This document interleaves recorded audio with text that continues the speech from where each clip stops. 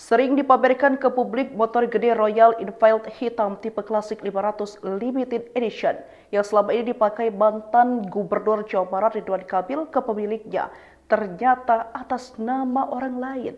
Motor Royal Enfield itu rupanya juga tak masuk dalam LHKPN.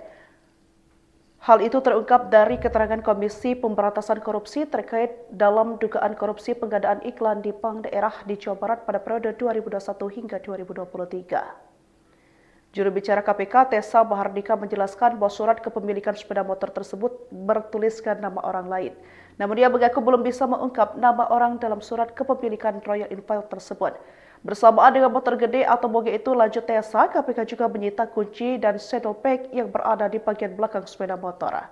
KPK telah membawa sepeda motor Royal Enfield milik mantan Gubernur Jawa Barat Ridwan Kamil ke rumah penyimpanan benda sitaan negara KPK. Sepeda motor tersebut disita setelah KPK menggeledah rumah Ridwan Kamil dalam kasus dugaan korupsi berupa markup pengadaan iklan di Bank Pembangunan Daerah Jawa Barat dan Banten. KPK, motor Royal Enfield Ridwan Kamil atas nama orang lain. Motor Royal Enfield hitam tipe klasik 500 Limited Edition yang disita Komisi Pemberantasan Korupsi, KPK, dari rumah ex-Gubernur Jawa Barat Ridwan Kamil ternyata atas nama orang lain. Namun, KPK belum bisa membeberkan nama pemilik dari motor tersebut. Atas nama orang lain, bukan atas nama saudara RK Ridwan Kamil, kata juru bicara KPK Tessa Mahardika Sugiarto di Gedung Merah Putih, Jakarta, Jumat tanggal 25 April tahun 2025.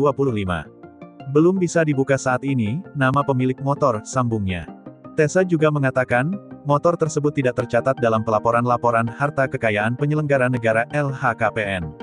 Kalau ditanya ada atau tidak, untuk LHKPN saudara RK per pelaporan tahun 2023 itu tidak ada tercantum kendaraan yang saat ini sudah dititipkan di Rukbasan Cawang, ujarnya.